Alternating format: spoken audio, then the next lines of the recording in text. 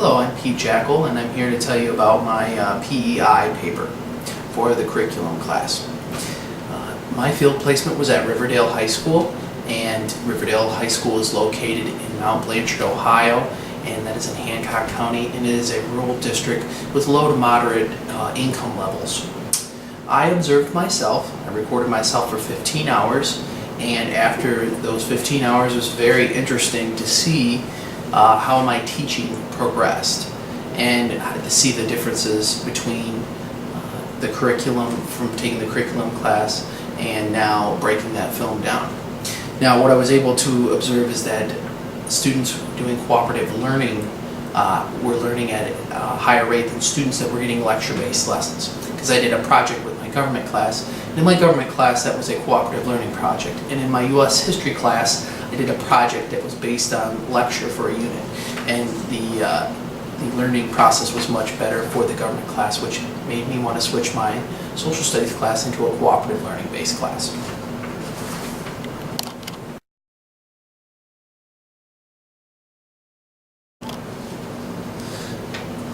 Based on my observations, the curriculum issue that I wanted to explore was cooperative learning in the social studies classroom. From looking over my observations, the 15 hours, I found that there was a gap in my teaching. Too much of my teaching was based on lecture-driven lessons, and I would like to change that to more of a cooperative learning lesson. And what I did was I was able to take two of my classes, one class being the government class and the other class being U.S. history, and I tried to teach one with lecture and the other one with cooperative learning. And the cooperative learning was much better than the lecture-driven. And some of the articles that I was able to look at, one was by Dr. Paul Nagel, and his article was Cooperative Learning in the Social Studies Classroom in grades 7 through 12. And what he did was he took a lesson where students went outside of the classroom with a video camera and recorded a virtual field trip and presented that to other students. And the learning that took place was pretty impressive. He found that students retain 55% more than just a basic lecture-driven lesson. And I would really like to incorporate that into my teaching for the next school year.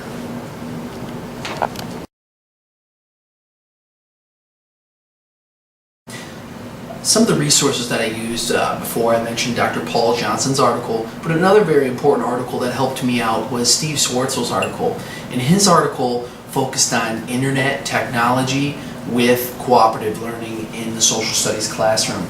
And what was interesting is that he had an assignment with virtual field trips also. And what he did was he had students post these to TeacherTube, to YouTube, and also their social media pages, their Facebook pages. They were able to post some of the photos that they went to some of these historical places over the summer, over Christmas break and spring break. And it got me to thinking that I could use this, incorporate this into my teaching by having students, because our band goes every year to Washington, D.C., by having our students go on a virtual field trip and take some photos and post those up into PowerPoints or post them into some video cut-ups. And this would be really beneficial for the class. Now, the curriculum lens, a notable name that I used in my project was Maxine Green. And Maxine Green was more of a student-driven curriculum where the students are the ones that choose what they want to learn. And I really feel that cooperative learning is very suited for this. The students can, partner up with people that have similar likes, and they can work together to get really good projects done. And the virtual field trip would do that. If a student is more interested in the executive branch, they could do one in the White House. If a student is more into the Congress, they could do a project on the Capitol building. Or if the student is into the judicial branch, they could go to the Supreme Court and do a virtual field trip there and present that to the class.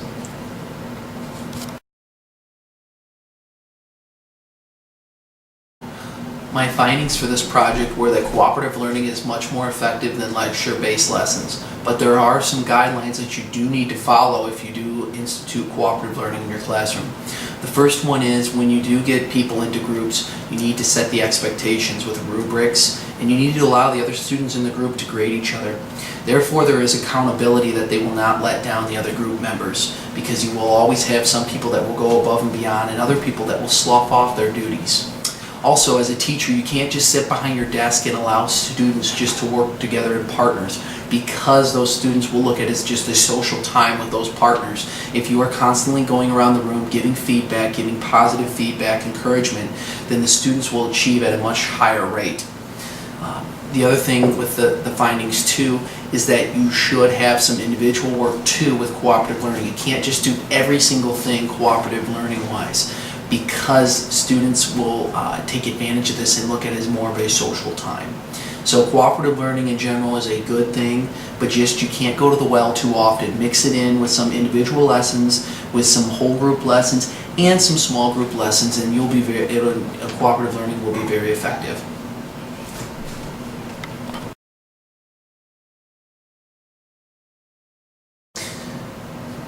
I would like to use this new information I've learned on cooperative learning in the classroom. Probably every 1 to 3 weeks, at least have one cooperative learning project in all my classes, not just my honors course, which I currently use a cooperative learning strategy. I'd like to use it for all my classes. As an administrator, I would really like to see all my teachers use cooperative learning in some way. They don't have to use it every single day, but use it once in a while, because I think students will achieve much higher instead of just a day after day after day lecture. This will really benefit the students, I believe.